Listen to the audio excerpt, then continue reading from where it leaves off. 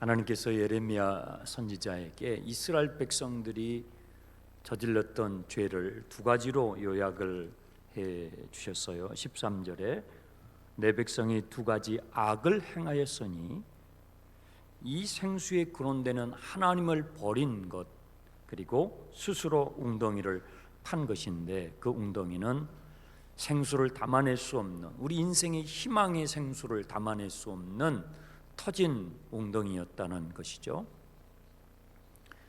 이렇게 살아가는 이스라엘 백성들의 모습을 예레미야는 이제 20절부터 여러 가지 이미지로 아주 실감나게 신랄하게 폭로를 고발을 하고 있습니다. 20절을 보십시오. 내가 옛적부터 내 멍에를 꺾고 내 결박을 끊으며 말하기를 나는 순종하지 아니하리라 하고 모든 높은 산 위에 모든 푸른 나무 아래에서 너는 몸을 굽혀 행음하는구나.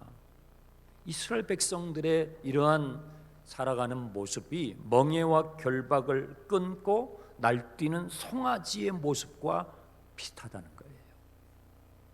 송아지는 멍에와 결박을 가지고 논밭을 갈지 않습니까? 근데 그것을 풀어헤치고 날뛰는 송아지의 모습을 한번 상상을 해보십시오. 예레미야 당시의 사람들을, 이스라엘 백성들의 모습이 그와 같은 모습이었다는 거예요. 하나님께서는 종사는 이스라엘 백성들을 출애굽시켜 가지고 시내산에서 나는 너의 하나님이 될 테니까 너희는 나의 백성이 되어달라 하고 언약을 맺어요. 여러분, 결혼식이 언약식이잖아요. 그러면 언약은 한쪽만 동의해 가지고는 안 돼요. 양쪽이 신랑 신부가 같이 동의를 해야 이 결혼 서약이 이루어지는 것이죠. 내가 너희의 하나님이 될 테니까 너희는 나의 백성이 되어다오. 이스라엘 백성들이 동의를 했어요. 제청을 했어요. 그래서 그 언약의 증표로 하나님이 주신 것이 율법인데, 그 율법의 요체가 십계명이죠. 근데 이스라엘 백성들이 살면서 살아보니까 이것이 귀찮은 거예요. 고추장스러운 거예요. 여러분, 부부 생활이 서로 사랑을 할 때는 그 결혼의 서약이 너무나 소중해요. 그런데 사랑이 식어지면 어때요? 그것이 고추장스러운 거예요. 결박 같고 멍에 같아요. 여러분, 어린 시절에 부모님들이 자녀들을 보호하기 위해서 여러 가지 보호 조치를 취하잖아요. 야, 일찍 들어와라. 야, 옷은 좀 단정하게 입는 거야. 그 자녀를 보호하기 위한 조치들인데, 이 아이가 자라면서 성장하면서 어떻게 생각해요? 10대 청소년이 되면 그것을 거추장스럽게 생각해요. 내가 왜 일찍 들어가야 되지? 나는 왜 미니스커트를 입고 싶은데 왜 우리 부모님은 그걸 막지 못하게 하지? 하면서 그것을 결박과 멍해로 생각하게 된다는 것이죠. 여러분, 혹시 하나님의 말씀을 멍해와 결박처럼 느끼고 계시지 않습니까? 존 버년이라는 믿음의 선배가 있어요. 그분이 쓰신 유명한 책이 철로 역정이죠. 이분이 이렇게 귀한 교훈을 우리에게 전해 주었는데, 여러분 성경을 가까이 하십시오. 성경이 당신으로 죄를 멀리하게 하든지 아니면 죄가 당신으로 성경을 멀리하게 할 것입니다. 성경을 가까이 하십시오. 성경을 가까이 하면 죄가 멀어져요. 근데 성경을 멀리하면 죄가 가까워져요. 네. 하나님의 말씀을 가까이 하시길 바랍니다. 21절에 이 당시 이스라엘 백성들의 또 다른 모습이에요. 그들은 잡종이 되어버린 포도나무와 같았다는 거예요. 가장 좋은 포도나무를 심었는데, 그 말이죠, 내가 너를 순전하고 참 좋은 종자로 귀중한 포도나무로 심었는데, 그러면 그것을 심은 농부는 뭘 기대해요? 당연히 기가 막히게 좋은 열매를 기대하겠죠. 요즘은 뭐 포도 종류들이 다양하지만 샤인 머스킨이라고 합니까? 그 뭐 얼마나 탐스럽고 이렇게 좋습니까? 드시기에도 좋습니까? 그런 그보다도 더 이상의 좋은 포도 열매를 기대했는데 어떤 열매가 맺혔어요? 먹을 수 없는 들포도를 맺히게 된, 잡종이 되어버린 포도나무와 같이 되었다는 거예요. 하나님께서 이스라엘 백성들을 거룩한 백성으로, 제사장 나라로, 하나님의 특별한 소유로 먼저 부르셨는데 가나안 문화와 뒤섞여 가지고 잡종이 되어버렸다는 말씀을 하고 계시는 거죠. 22절, 주 여호와의 말씀이니라. 내가 잿물로 스스로 씻으며 내가 많은 비누를 쓸지라도 내 죄악이 나의 앞에 그대로 있느니라. 이 당시에는 비누가 귀했겠죠. 그래서 잿물을 사용했던 것 같아요. 고대에는 이 지푸라기 같은 걸 태워가지고 그 잿물로 묵은 때를 지웠는데, 이스라엘 백성들이 살아가는 그 모습을 보니까 아무리 씻고 지우려고 해도 지울 수 없는 얼룩으로, 죄의 얼룩으로 덕지덕지 입혀지게 됐다는 것을 고발하는 거예요. 23절과 24절은요 더 신랄한 고발을 하고 있습니다. 내가 어찌하여 말하기를 나는 더럽혀지지 아니하였다, 바알들의 뒤를 따르지 아니하였다 하겠느냐. 하나님께서는 그렇게 가르쳐 주시는데 아니라고 말하는 거예요. 나는 더럽혀지지 않았는데요. 얼룩으로 덕지덕지 돼 있으면서도 너무나 뻔뻔스럽게 태연스럽게 이렇게 말을 하면서, 골짜기 속에 있는 너의 길을 보아라. 내 행한 바를 알 것이라. 발이 빠른 암낙타가 그의 길을 어지럽게 달리는 것과 같으며 너는 광야에 익숙한 들 암나기들이 그들의 성욕이 일어나므로 헐떡거림 같았도다. 그 발전기에 누가 그것을 막으리요? 그것을 찾는 것들이 수고하지 아니하고 그 발전기에 만나리라. 성경에 이런 신랄한 표현들이 성경에 나와요. 마치 이스라엘 백성들이 살아가는 모습이 이 우상 저 우상, 세상의 논리, 세상의 힘의 논리에, 때로는 애굽에게, 때로는 아수르에게 기대면서 이리저리 살아가고 있는 그들의 모습이 하나님이 보셨을 때에는 성욕이 채워질 때까지 헐떡거리면서 그 상대방을 찾아서 이산저산을 헤매고 다니는 들짐승들과 같다는 거예요. 그것이 하나님의 시각이에요. 25절에 내가 또 말하기를 너의 발을 제어하여 벗은발이 되게 하지 말라, 목을 가라게 하지 말라고 하였으나, 이게 무슨 말씀이냐면요, 너 아무데나 가면 안 돼, 그 말이에요. 너는 하나님의 자녀니까, 너는 내가 택한, 내가 구원한 하나님의 자녀니까 아무데나 가면 안 돼, 아무거나 먹으면 안 돼, 아무거나 마시면 안 돼. 너는 하나님의 자녀가 됐으니까 거룩한 하나님의 자녀답게 살아야 돼 하고 말씀해 주시는데, 이스라엘 백성들은 자기들의 발을 제어하지 않아요. 이것이 욕망에 이끌려 살아가는 이 당시의 이스라엘 백성들의 모습이었다는 거예요. 뭐라고 반응을 합니까? 25절 중간에 오직 너는 말을 하기를 아니라 이는 헛된 말이라. 내가 이방신들을 사랑하였은즉 그를 따라가겠노라. 하나님이 말씀하시는데 아니요, 그 말이에요. 당신 말은 헛것이요, 나는 이 이방신을 사랑하였으니. 하나님께서는 그것을 음행이라고 말씀하시는데, 왜냐하면 하나님과 이스라엘 백성들이 결혼 관계예요. 시내산에서 맺은 그 언약이 결혼식과 같아요. 그러면 신랑과 신부는 서로를 향하여 마음을 줘야 되는데, 이 당시 이스라엘 백성들은 마치 신부가 그 신부의 마음을 신랑에게 주고 신랑은 신부에게 줘야 되잖아요. 그런데 다른 사람에게 주는 거예요, 바람난 처녀처럼. 그리고 실제로 가나안 땅에 이 사람들이 숭배를 했던 우상 숭배는 매우 남잡스러운 성행위를 동반했어요. 그래서 구약 성경에는 이스라엘 백성들이 하나님 앞에 범죄한 그 죄를 가리켜서 행음했다라는 표현을 쓰는 거예요. 하나님께서는 그것이 음란한 짓이다라고 말을 하는데 그들은 뭐라고 그래요? 그래서 사랑이라고 말을 해요. 이게 우리의 죄된 모습이에요. 하나님은 그것이 음란한 죄라고 말씀하는데 우리는 그것을 사랑이라는 말로 포장을 하고 정당화한다는 것이죠. 26절입니다.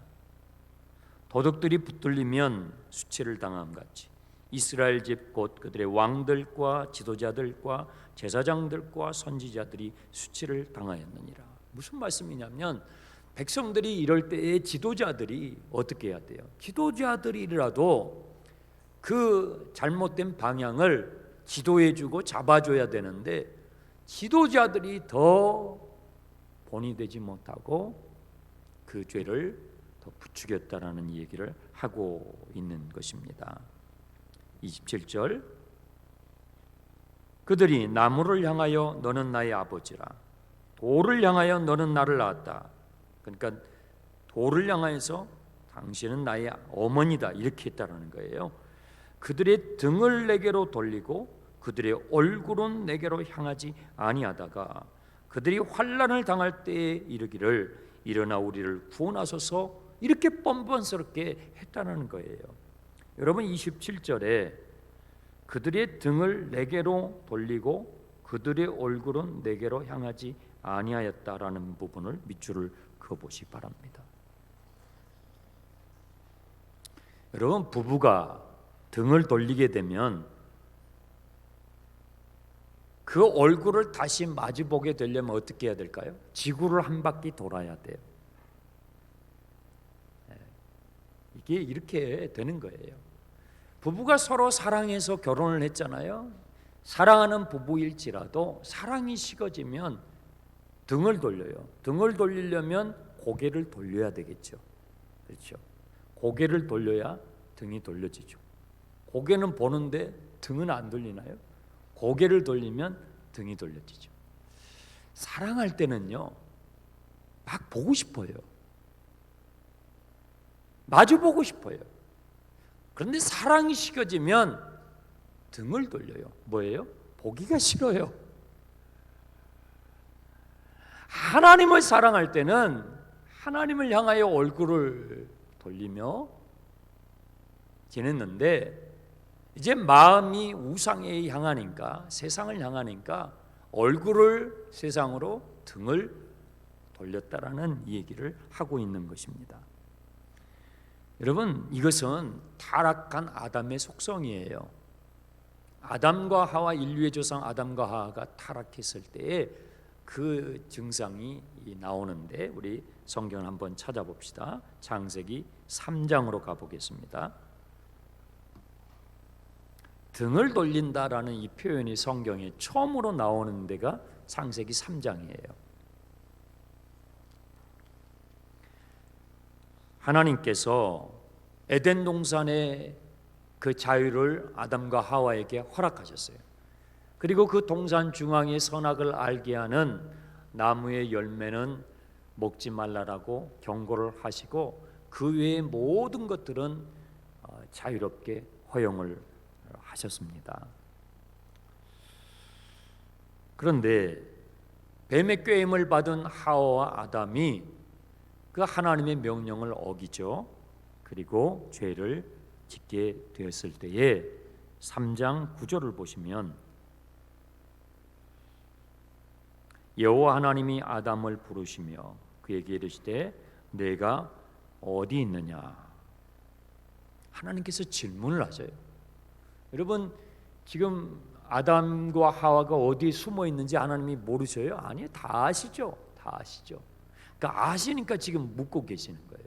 이 질문이 담고 있는 내용은 뭐예요? 너 왜 너의 자리를 이탈했느냐 이 말이에요. 너가 있어야 할 자리를 위치를 왜 이탈하였느냐 라는 질문인데 이 질문이 있기 바로 앞에 8절을 보시면은 바로 살펴보려고 하는 표현이 나와요. 8절 그들이 그날 바람이 불 때에 동산에 거니시는 여호와 하나님의 소리를 듣고 아담과 그의 아내가 여호와 하나님의 뭐예요? 낯을 피하여 거기 나오죠. 여호와 하나님의 얼굴을 피하여 숨었어요. 이것이 죄를 지은 아담과 하와의 모습이에요. 여러분, 원래 인간의 자리, 인간이 인간다워지는 자리, 사람이 가장 사람다워질 수 있는 자리, 위치는요, 하나님을 마주봐야 돼요. 하나님을 마주보고 있을 때에 인간은 가장 인간다워져요. 가장 사람은 사람다워지는데 아담과 하와가 죄를 지었어요. 그 죄를 짓고 나니까 어때요? 변화가 와요. 바뀐 게 있어요. 얼굴을 돌려요. 등을 돌리는 거예요. 여러분들이 예수님을 믿고 이제 그리스도인이 되게 되면 이상한 습관이 생겨요. 좋은 습관이에요. 어떤 습관이죠? 주여 이런 말이 자주 나와요. 우리 어르신들은 주여 아버지 이렇게 하시더라고요. 참 좋은 거예요. 뭐예요? 인간이 인간다워지는 가장 좋은 위치는 주님을 마주 보는 거예요. 주님을 마주 볼 때에 우리의 마음에 우러나오는 나도 모르는 고백이 주여라는 소리예요. 한번 해보세요. 주여, 주의 아버지.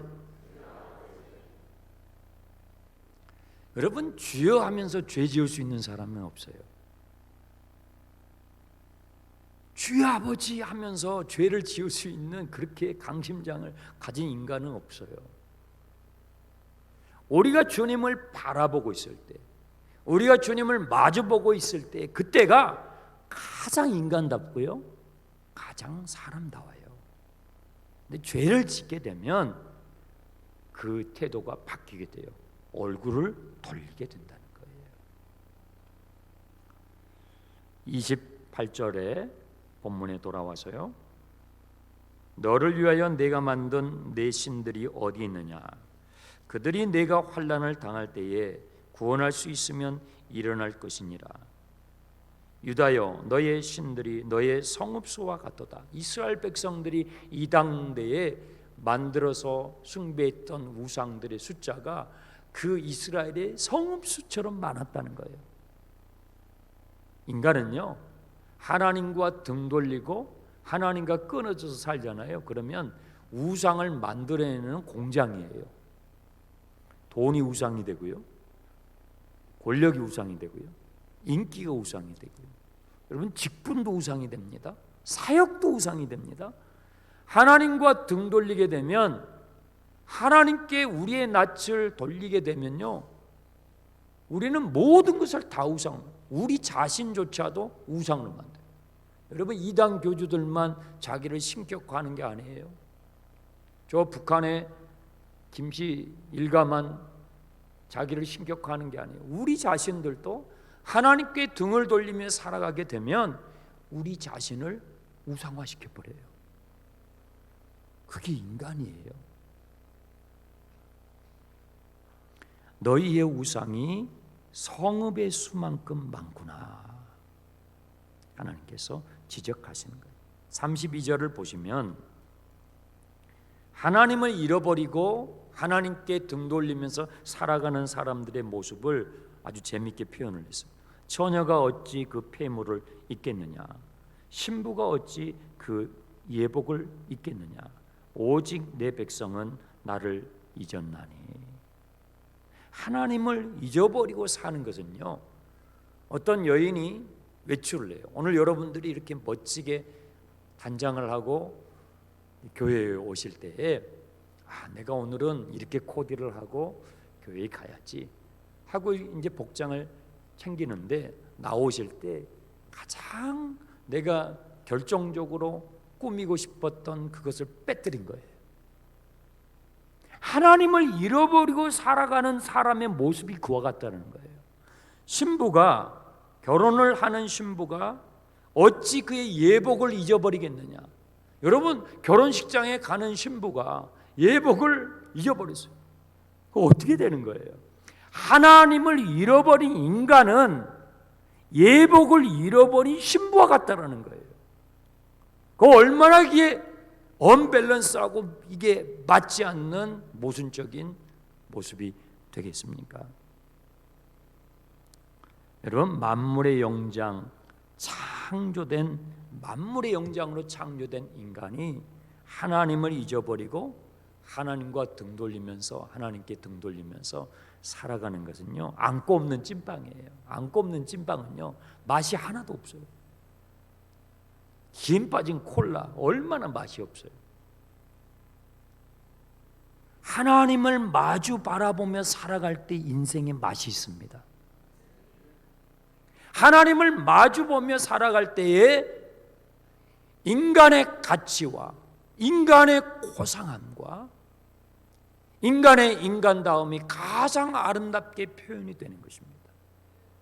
근데 그 하나님을 망각해버리고 살아가게 되면 우리 인생이 너무나 초라하고 누추해요. 신부가 결혼식장을 향해 가는데 예복을 입지 않고 가는 것과 같은 수치와 치욕스러운 모습이 되고 만다는 거예요. 여러분, 이것이 왜 악일까요? 성경은 이것을 악이라고 말을 해요. 여러분, 뉴스에서 들어보셨겠지만 서울 신당역에서 끔찍한 이 사건이 있었잖아요. 그래서 우리 국민들의 공분을 불러일으킨 사건이었죠. 그 신당역에 제가 그 신당역 근처에서 살았거든요. 서울에서 살 때.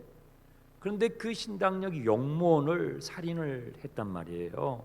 잡아보니까 31살 젊은 청년이에요. 너무나 끔찍스러운 사건이어서 지금 국가에서 그 살인범의 얼굴을 TV로 그냥 공개를 했어요. 저는 그 TV에서 보고 깜짝 놀랐어요. 너무 잘생긴 얼굴이에요. 여러분, 여러분의 자녀가 텔레비전에 공개가 되는데, 여러분의 얼굴이 자녀가 공개가 되는데 기쁘고 좋은 일로 공개가 되면 얼마나 기뻐요? 감사해요. 너무 잘생긴 31살의 청년인데 살인범으로 공개가 된 거예요. 스토킹 범죄였다라는 거예요. 스토킹 범죄는 내가 당신을 사랑하는데, 좋아하는데 내 마음을 안 받아주니까 쫓아다니면서 해코지하다가 결국은 목숨을 빼앗았다는 거예요. 여러분, 절대 스토킹 하지 마세요. 그러니까 안 받아주면 안 받아주는구나 하고 이렇게 하세요. 그걸 뭐 안 받아주는데 미련 갖지 마시고, 세상의 절반이 남성이고 절반이 여성인데 이 스토킹 살인범을 저지른 거예요. 끔찍하게. 너무나 이 사람들이, 이 역은, 신당역은 많은 사람들이 오고 가잖아요. 그런 상황에서 이런 끔찍스러운 범죄가 자행이 돼서 이 경종을 울려야 되겠다 하고 신상을 공개하고 얼굴까지 공개를 정부에서 했습니다. 취조를 받고 나오는 이 청년에게 기자들이 물었어요.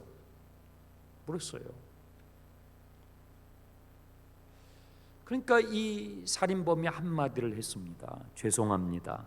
제가 진짜 미친 짓을 했습니다. 죄송합니다. 제가 진짜 미친 짓을 했습니다. 여러분, 하나님을 잊어버리면요, 인간은 미친 짓을 해요. 하나님께 등을 돌리고 살게 되면요, 이 사회는 미친 사회가 되는 거예요. 그 사람이 자기 입으로 고백하듯이 하나님의 피조물 된 우리가 하나님과 등을 돌리며 살게 되면, 인간이 창조주 하나님과 마주보며 살아가면요, 가장 인간답게 살아요. 가장 고상하고요, 가장 아름답고요, 그렇게 살게 되는데, 그 하나님께 얼굴을 돌려버리고 등을 돌려버리고 하나님 없이 하나님과 단절하고 살게 되면요, 이 사회는요, 미친 사회가 되고 말아요. 자, 화면을 보여주시 바랍니다. 저 질문이 우리가 다 생각해 봐야 할 질문이에요. 인간은 무엇일까? 여러분, 인간이 무엇일까요? 인간이 무엇인가를 알려면요, 인간은 무엇을 위하여 존재하는가를 알아야 돼요. 자, 여기 마이크가 있잖아요. 오늘 이 마이크가 좀 협조를 잘 안 하죠. 자, 여기 마이크가 있어요. 이 마이크는 무엇인가를 알려면 이 마이크는 왜 존재하는가를 알면 돼요. 존재라는 것은 존재의 목적이에요. 존재의 목적이 바로 그 존재인 거예요. 자, 이 마이크가 여기 있습니다. 이 마이크는 왜 여기 있을까요? 무엇으로 있나요? 아니에요. 이 마이크는 하나님의 말씀을 선포할 때에 듣는 회중들이, 여러분들이 그 하나님의 말씀을 선명하게 잘 들으실 수 있도록 하기 위해서 이것이 여기에 딱 있는 거예요. 예, 바로 그것입니다. 바로 그것이 마이크인 것입니다. 그러면 인간은 무엇입니까? 인간은 무엇을 위하여 존재할까요? 인간의 존재의 목적을 모른다면 인간의 존재는 설명될 수가 없는 거예요. 여기에서 중요한 세 번째 질문이 나오죠. 그렇다면 그것을 누가 정하느냐 이 말이에요. 그것을 누가 정해주느냐 이 말이에요. 자, 여러분, 마이크는 무엇인가? 마이크는 무엇을 위하여 지금 여기 있습니까? 그것을 누가 정해줘요? 이 마이크를 만든 기술자가 정하는 거예요. 그와 같이 인간의 무엇인가? 인간은 무엇을 위하여 존재하는가? 그것은 인간을 창조하신 창조주 하나님이 정해주는 거예요. 그러므로 창조주 하나님과 마주보며 살아가는 삶, 창조주 하나님을 마주 바라보면서 그 하나님을 예배하고 그 하나님을 나의 하나님으로 고백하는 바로 그것이 가장 인간을 인간답게 하고 가장 사람을 사람답게 하기 때문에 하나님이 우리의 희망이신 겁니다. 이해되시죠? 그러므로 우리의 지금 처해 있는 상황이 어떠하든지, 지금 우리의 조건이 어떠하든지, 내가 지금 하나님을 마주 바라보며 살고 있다면, 내가 지금 젊은 사람이든 어린아이든 청소년이든 청년이든 어른이든, 나의 지금 내 건강이 건강하든 병약하든, 내가 지금 창조주 하나님을 마주 바라보며 살아가고 있는 사람이라면 여러분에게는 항상 희망이 있습니다. 그 희망이에요. 그 사람은요, 항상 희망을 갖게 돼요. 하나님을 마주보는 사람은요, 항상 희망을 갖게 돼요. 네. 그런데 그 하나님과 등을 돌리고 살아요. 헛되고 헛된 우상, 돈, 세상의 권력, 인기, 명예, 이런 허망한 것들, 그런 것들에 우리의 마음을 빼앗겨버리고 그것을 우상으로 삼게 되잖아요. 그러면 그 사람은 희망이 없어요. 진정한 희망이 없어요. 하나님만이 여러분의 희망이 되시길 축원합니다. 기도하겠습니다. 하나님 아버지, 감사합니다. 하나님을 내 인생의 희망으로 발견하게 하시니 감사합니다. 복음은 바로 그것을 발견케 합니다. 하나님이 세상을 이처럼 사랑하사 독생자를 주셨으니 누구든지 저를 믿는 자마다 멸망하지 않고 영생을 누리게 하는, 바로 복음을 들을 때에 우리는 창조주 하나님을 발견하게 되고 그 하나님을 나의 하나님으로 고백하게 되며 하나님을 마주 바라보는 삶, 인간이 가장 인간답게 살아가는 복된 삶을 살게 됩니다.